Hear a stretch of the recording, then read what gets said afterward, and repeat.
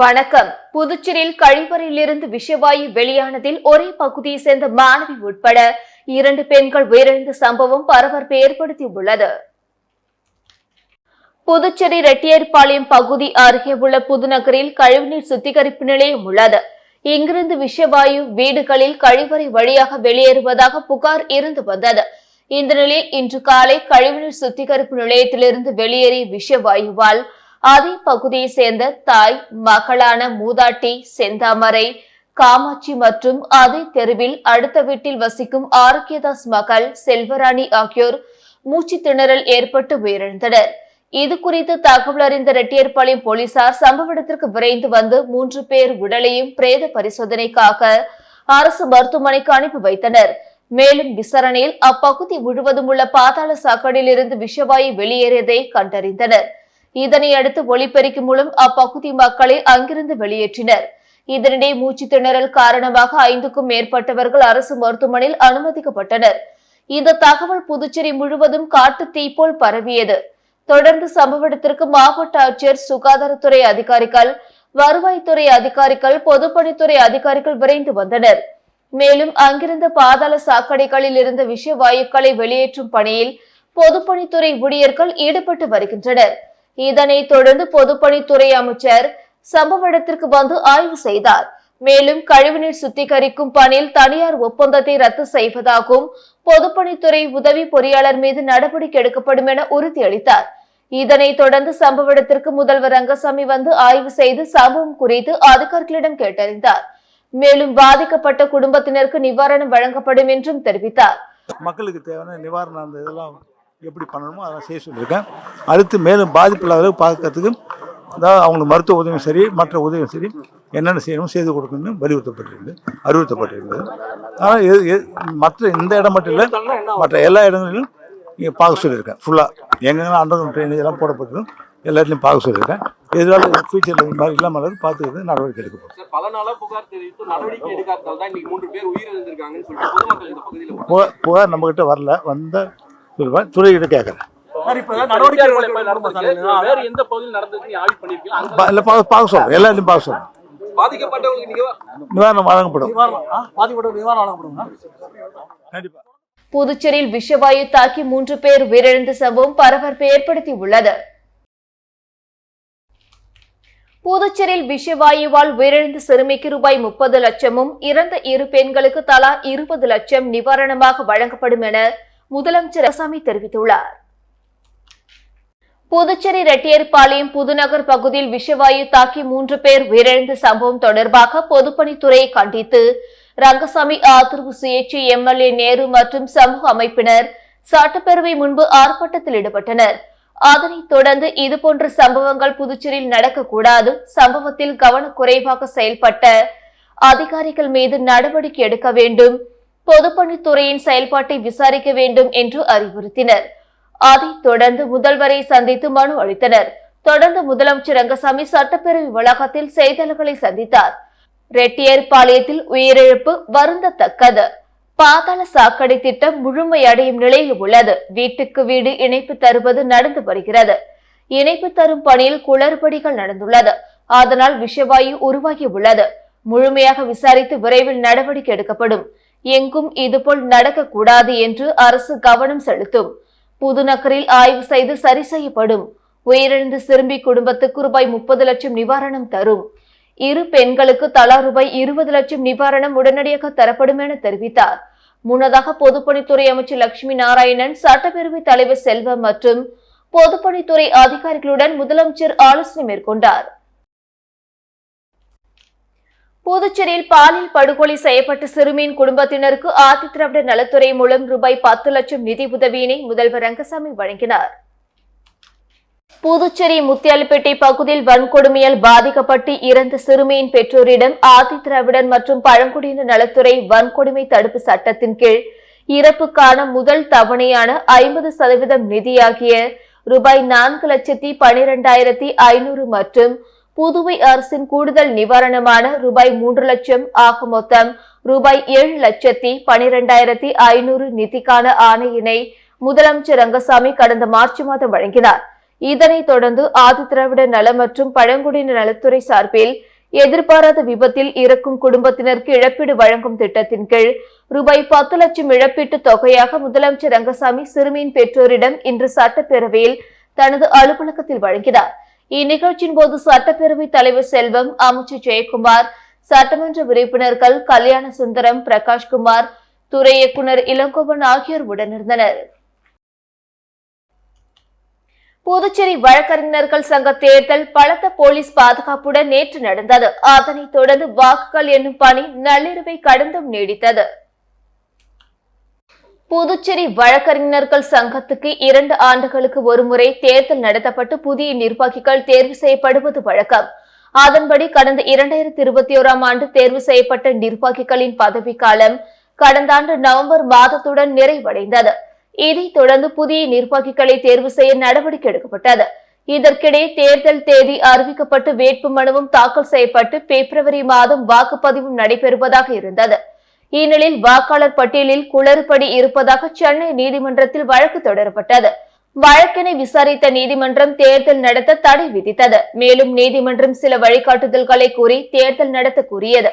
அதன்படி வழக்கறிஞர்கள் சங்க நிர்வாகிகள் தேர்தல் புதுச்சேரி ஒருங்கிணைந்த நீதிமன்ற வளாகத்தில் உள்ள சங்க அலுவலகத்தில் நேற்று காலை 7 மணிக்கு தொடங்கியது. சங்க தலைவர் பதவிக்கு அண்ணாதுரை, பாலசுந்தரம், பச்சையப்பன், ரமேஷ், சாய் ராஜகோபால், சுப்பிரமணியன் ஆகிய 6 பேரும் போட்டியிட்டனர். ஏற்கனவே துணை தலைவராக இந்துமதி புவனேஸ்வரி போட்டியின்றி தேர்வு செய்யப்பட்டார். பொது செயலாளர் பதவிக்கு ஆனந்த், நாராயணகுமார், விஜயகுமார் ஆகியோரும், பொருளாளர் பதவிக்கு ஆறுமுகம், ராஜபிரகாஷ் ஆகியோரும், 5 இணை செயலாளர் போட்டிக்கு இளங்கோவன், எஸ் கார்த்திகேயன், கே கார்த்திகேயன், மதன், முனிசாமி, ராஜி கவிதாசன், ராஜேஷ், சிவா ஆகியோரும் போட்டியிட்டனர். இணை செயலாளர் பதவியில் மகளிருக்கான இடஒதுக்கீட்டில் ரீனா ஐஸ்வர்யா போட்டியின்றி தேர்வு செய்யப்பட்டார். மேலும் 10 செயற்குழு உறுப்பினர்களும் போட்டியின்றி தேர்வு செய்யப்பட்டனர். மாலை 5 மணி வரை வாக்குப்பதிவு நடைபெற்றது. தேர்தல் நடத்தும் அதிகாரியாக புதுச்சேரி அரசின் சட்டத்துறை செயலர் செந்தில்குமார் நியமிக்கப்பட்டிருந்தார். மொத்தமுள்ள 1033 வழக்குகளில் 979 வழக்குகள் பதிவாகின. தொடர்ந்து வாக்குகள் எண்ணப்பட்டன. நள்ளிரவை தாண்டியும் வாக்குகள் எண்ணும் பணி நடந்தது. புதுச்சேரி அரசு மேல்நிலைப் பள்ளிகளில் +1 வகுப்பில் சேர முடியாத மாணவர்களுக்கான இறுதி வாய்ப்பாக சேர்க்கை கலந்தாய்வு நாளை மறுதினம் துவங்குகிறது. அரசு பள்ளி கல்வி இயக்க இணை இயக்குநர் சிவகாமி வெளியிட்டுள்ள செய்திக்குறிப்பில், புதுச்சேரி பகுதியில் உள்ள அரசு மேல்நிலைப் பள்ளிகளில் +1 வகுப்பிற்கான பள்ளி அளவிலான சேர்க்கை மற்றும் கலந்தாய்வுகள் மே மற்றும் ஜூன் மாதங்களில் நிறைவு பெற்றன. இதன் தொடர்ச்சியாக அரசு பள்ளிகளில் மீதமுள்ள இடங்களை நிரப்ப உத்தேசிக்கப்பட்டுள்ளது. அரசு மேல்நிலைப் பள்ளிகளுக்கு +1 வகுப்பு சேர்க்கைக்காக விண்ணப்பித்து கலந்தாய்வின் போது இடம் கிடைக்க பெறாதவர்களுக்கு இதுவரை எந்தவொரு பள்ளியிலும் சேராத மாணவ மாணவியர்களுக்கு இறுதி வாய்ப்பாக கலந்தாய்வு நடத்தி +1 வகுப்பில் சேர்க்கையாணை வழங்கப்பட உள்ளது. அதனால் +1 வகுப்பில் இடம் பெறுவதற்காக மாணவ மாணவியர் பெற்றோருடன் தங்களின் 10ஆம் வகுப்பு மதிப்பெண் நகல், மாற்று சான்றிதழ், ஜாதி, வருமான சான்றிதழ்களுடன் குசுகுப்பம் NKC அரசு மேல்நிலைப் பள்ளியில் நடைபெறும் கலந்தாய்வில் பங்கேற்கலாம் என குறிப்பிடப்பட்டுள்ளது.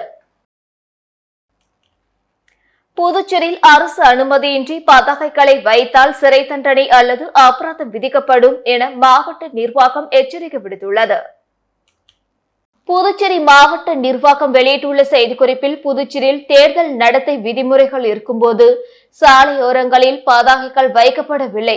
ஆனால் தேர்தல் நடத்தை விதிகள் தற்பொழுது விலக்கப்பட்டதும் சாலையோரங்களில் விளம்பர பதாகைகள் வைக்கப்பட்டுள்ளன. புதுச்சேரியில் விளம்பர பதாகைகள் விழுவதால் ஏற்படும் துன்பகரமான நிகழ்வை தடுக்கும் வகையில் நடவடிக்கை எடுப்பது மாவட்ட நிர்வாகத்தின் கடமை. ஆகவே சாலைகள், பொது இடங்களில் விளம்பர பதாகைகள் வைப்பதை தவிர்க்க வேண்டும். எனவே திருமணங்கள், மத திருவிழாக்கள் காலங்களில் போக்குவரத்தை தடை செய்யாமல் குறிப்பிட்ட அளவில் பதாகைகள் வைக்க அனுமதிக்கப்படுகிறது. சாலைகளின் ஓரங்களில், தடுப்புகள் மற்றும் சாலை சந்திப்புகளில் பதாகைகள் வைப்பது முற்றிலும் தடை செய்யப்பட்டுள்ளது. அதை மீறி பதாகைகள் வைப்பது கண்டறியப்பட்டால் சட்டப்படி நடவடிக்கை எடுக்கப்படும் என குறிப்பிடப்பட்டுள்ளது. வானூர் வட்டம் வாழப்பட்டாம்பாளையம் கிராமத்தில் எழுந்தருளியிருக்கும் ஸ்ரீ பேட்டை வாழி மாரியம்மன் மற்றும் ஸ்ரீ கோகிலாம்பிகை சமேத ஸ்ரீ கல்யாண சுந்தரேஸ்வரர் ஆலய கும்பாபிஷேக விழாவினை முன்னிட்டு யாகசாலை பூஜைகள் நடைபெற்றன. புதுச்சேரி மாநிலம் வில்லியனூர் அருகே தமிழக பகுதியான விழுப்புரம் மாவட்டம் வானூர் வட்டம் வாழப்பட்டாம்பாளையம் கிராமத்தில் புதிய மகா மண்டபம் 3 நிலையுள்ள ராஜகோபுரம் ஸ்ரீ விநாயகர், ஸ்ரீ முருகர் சுவாமிகளுக்கு தனித்தனி சன்னதிகள் அமைக்கப்பெற்று மேலும் ஸ்ரீ கோகிலாம்பிகை சமேத ஸ்ரீ திருக்கல்யாண சுந்தரேஸ்வரர் சுவாமி ஆலயத்தில் புதிய ராஜகோபுரம் திருப்பணிகளை முடித்து அஷ்டபந்தன மகா கும்பாபிஷேகம் நாளை புதன்கிழமை நடைபெறுவதை முன்னிட்டு நேற்று காலை ஆலயத்தில் ஸ்ரீ விக்னேஸ்வர பூஜை, மகா கணபதி ஹோமம், ஸ்ரீ லட்சுமி ஹோமம், நவக்கிரக ஹோமம் உள்ளிட்ட நிகழ்ச்சிகளும் மாலை வாஸ்து சாந்தி, ரக்ஷா பந்தனம், யாகசாலை பிரவேசம், முதல் கால யாக பூஜை ஹோமம், பூர்ணஹீதி, மகா தீபார்த்தனை உள்ளிட்ட நிகழ்ச்சிகள் நடைபெற்றன. இதில் விழா குழுவினர்கள், ஊர் பொதுமக்கள் மற்றும் வாழப்பட்டாம்பாளையம் கிராமவாசிகள் திரளானோர் கலந்து கொண்டு சுவாமி தரிசனம் செய்தனர். மேலும் மகா கும்பாபிஷேக விழாவை முன்னிட்டு இரவு மகா யாகசாலை பூஜைகள் நடைபெற்றது. இதனைத் தொடர்ந்து இன்று காலை 2ஆம் கால யாக பூஜையும், மாலை விசேஷ சாந்தி, 3ஆம் கால யாக பூஜை, அஷ்டபந்தனம் சாத்துதல், பூர்ணஹீதி, மகா தீபார்த்தனை உள்ளிட்ட நிகழ்ச்சிகள் நடைபெற்றன. நிகழ்ச்சிக்கான ஏற்பாட்டினை விழா குழுவினர் மற்றும் வாழப்பட்டாம்பாளையம் கிராமவாசிகள் வெகு சிறப்பான முறையில் செய்து வருகின்றனர். புதுச்சேரி நெல்லித்தோப்பில் ஓடும் பைக் திடீரென்று தீப்பிடித்து எரிந்ததால் பரபரப்பு ஏற்பட்டது.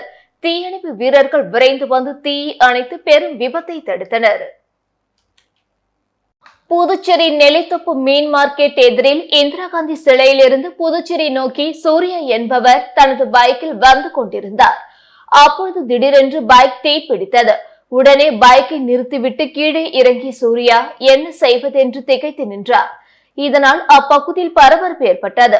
இது குறித்து தகவல் அறிந்தவுடன் உருளையன்பேட்டை காவல் நிலையத்திலிருந்து காவலர்கள் மற்றும் தீயணைப்பு துறை வீரர்கள் வந்தனர். இதையடுத்து தீயணைப்பு வீரர்கள் உடனடியாக தீயை அணைத்தனர். இதனால் பெரும் விபத்து ஏற்படாமல் தவிர்க்கப்பட்டது. புதுச்சேரியில் கருணை அடிப்படையில் வேலை வாய்ப்பு கோரி சுகாதாரத்துறை ஊழியர்களின் வாரிசுதாரர்கள் நலசங்கத்தின் சார்பில் காத்திருப்பு போராட்டம் நடைபெற்றது. புதுச்சேரியில் கருணை அடிப்படையில் வேலை வாய்ப்பு கோரி சுகாதாரத்துறை ஊழியர்களின் வாரிசுதாரர்கள் நலசங்கத்தின் சார்பில் காத்திருப்பு போராட்டம் நடைபெற்றது. சட்டப்பேரவை அருகில் உள்ள மாநில சுகாதாரத்துறை இயக்குநர் அலுவலகத்தில் நடைபெற்ற இந்த போராட்டத்துக்கு சங்கத்தின் ஒருங்கிணைப்பாளர் டேவிட், துணை ஒருங்கிணைப்பாளர் ரமேஷ் ஆகியோர் தலைமை வகித்தனர். இதில் வாரிசுதாரர்கள் நலசங்கத்தினர் பலர் கலந்து கொண்டனர். புதுவை மாநிலத்தில் கடந்த 8 ஆண்டுகளுக்கு மேலாக நிரப்பப்படாமல் உள்ள கருணை அடிப்படையில் வழங்கப்படும் வாரிசுதாரர் பணி நியமனத்தை விண்ணப்பதாரர்கள் அனைவருக்கும் ஒருமுறை தளர்வு அளித்து வாய்ப்பு வழங்க வலியுறுத்தி போராட்டத்தில் ஈடுபட்டவர்கள் முழக்கங்கள் எழுப்பினர். புதுவையில் 6 பேரிடம் ரூபாய் 19.98 லட்சத்தை மோசடி செய்த கும்பலை சைபர் கிரைம் போலீசார் தேடி வருகின்றனர். புதுச்சேரி கதிர்கமம் பகுதியை சேர்ந்த கிருஷ்ணசாமி என்பவரை மர்ம நபர் தொடர்பு கொண்டு பங்கு சந்தையில் முதலீடு செய்து அதிக லாபம் பெறலாம் என்று கூறியுள்ளார். இதை நம்பி கிருஷ்ணசாமி மர்ம நபர் அனுப்பிய லிங்கில் ரூபாய் 12.50 லட்சத்தை முதலீடு செய்த நிலையில் மீண்டும் அப்பணத்தை எடுக்க முடியவில்லை. அதன் பிறகு அவர் மோசடி கும்பலிடம் ஏமாந்தது தெரிய வந்தது. இதேபோல் காமராஜர் சாலை பகுதியை சேர்ந்த பவானி சங்கர் என்பவரும் கிரிப்டோ கரன்சியில் ரூபாய் 5 லட்சம் முதலீடு செய்து மோசடி கும்பலிடம் ஏமாந்துள்ளார். மேலும் வைத்துக்குப்பத்தை சேர்ந்த பார்த்தசாரதி என்பவரின் கிரெடிட் கார்டில் இருந்த ரூபாய் 1.99 லட்சத்தை மோசடி கும்பல் அவருக்கு தெரியாமல் எடுத்துள்ளது. அவரின் ஜிபே மூலமாகவும் ரூபாய் 32,000 மோசடி செய்யப்பட்டுள்ளது. தொடர்ந்து அரியங்குப்பத்தை சேர்ந்த தமிழரசன் ரூபாய் 8,900, காரைக்கால் காளிதாஸ் ரூபாய் 5,300 மற்றும் புதுச்சேரி முஸ்தபா என்பவர் ரூபாய் 3,500 என மோசடி கும்பலிடம் நூதனமாக தங்களது பணத்தை இழந்துள்ளனர். மேற்கூறிய 6 நபர்கள் சுமார் 19.98 லட்சத்தை மோசடி கும்பலிடம் இழந்துள்ளனர். மேலும் பாதிக்கப்பட்டவர்கள் தனித்தனியாக புதுச்சேரி சைபர் கிரைம் காவல் நிலையத்தில் புகார் அளித்துள்ளனர். அதன் பேரில் சைபர் கிரைம் போலீசார் வழக்கு பதிந்து குற்றவாளிகளை தேடி வருகின்றனர். இத்துடன் செய்திகள் நிறைவடைந்தன. வணக்கம்.